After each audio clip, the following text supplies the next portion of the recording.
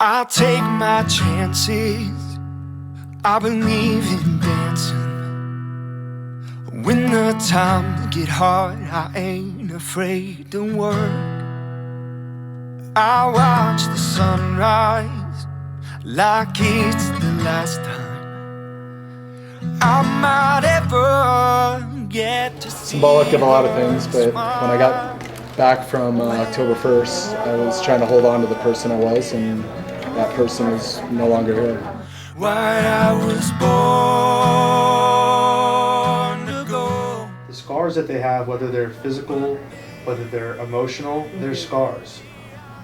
Tattooing is a scar, but it's a scar that they choose.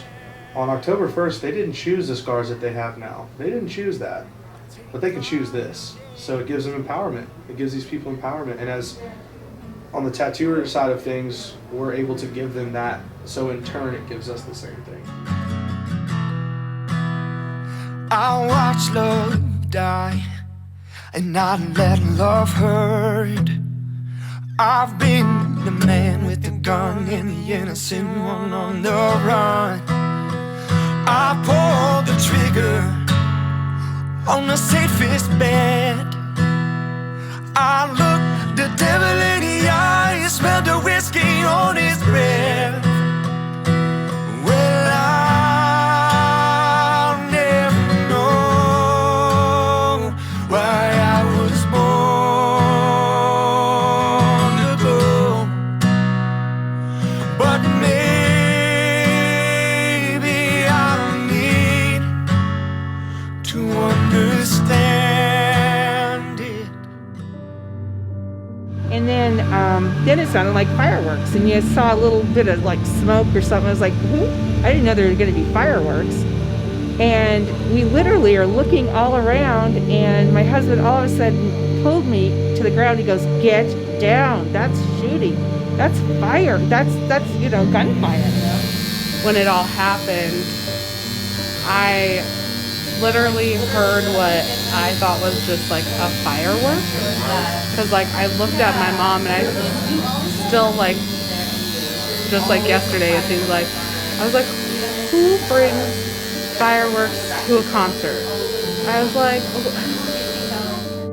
and I'm like, I still didn't believe it, I had my hand filming, and we're laying on the ground, and that's when the shooting really just started. It was just like rapid fire.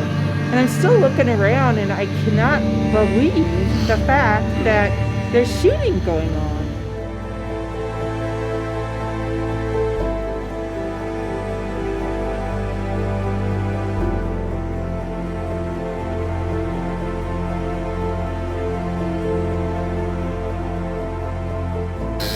the guy in front of me, who was actually a paramedic, was like, those aren't fireworks. And he was like, you need to get down now. So I threw my mom down, and I kind of like put my body on top of her, so I kind of like shielded her. I'm laying on the ground, and I'm watching the people run, and it's like a bad movie. So we started running, and I just kind of like just grabbed her and just kind of dragged her through, because she was just like, I can't, I'm exhausted, I can't do it. And I was like, no, we have to, we don't have really a choice in the matter. And as we were running, my daughter was across the street at the Luxor with the babysitter. I had brought her back around 9:30, and I called the babysitter, who was a close friend of mine, and just told her, I was like, if I don't make it home, just make sure you tell her I love her and take her to my dad. I don't even know how it happened, but all of a sudden we're almost out of the venue, and I see this pile of shoes. I mean, people had just run out of their shoes, trying to get out.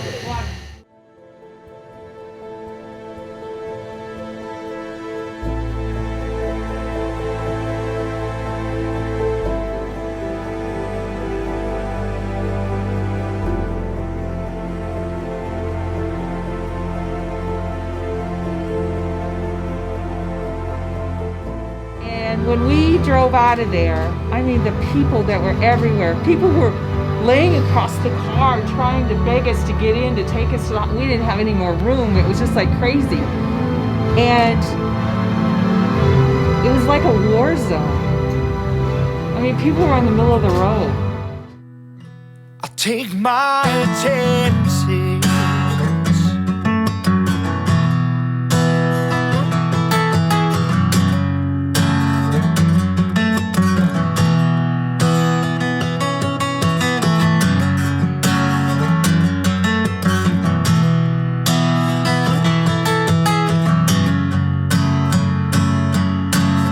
So it's just building this community of healers and healies and etc. Like now you have this, and you can take this to someone else, right? Maybe you'll meet someone that was there that night, and you're like, oh, let me tell you, let me give you my advice on it. So it's a cycle, and it's a perpetual cycle. Like I said, we all can do it. We all can do this. Like.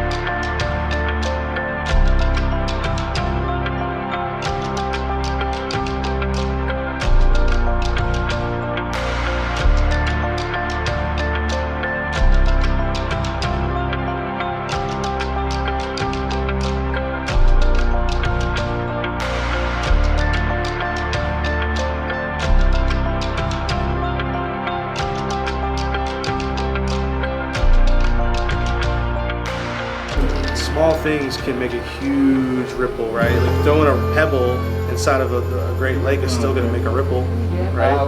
Now, what if 100 motherfuckers threw the same pebble in? 1,000 people threw the pebble in, 1,000,000 people threw the pebble in. So people say, well, no, just me doing it's not going to change anything. Well, what if everyone had that mindset? We'd all be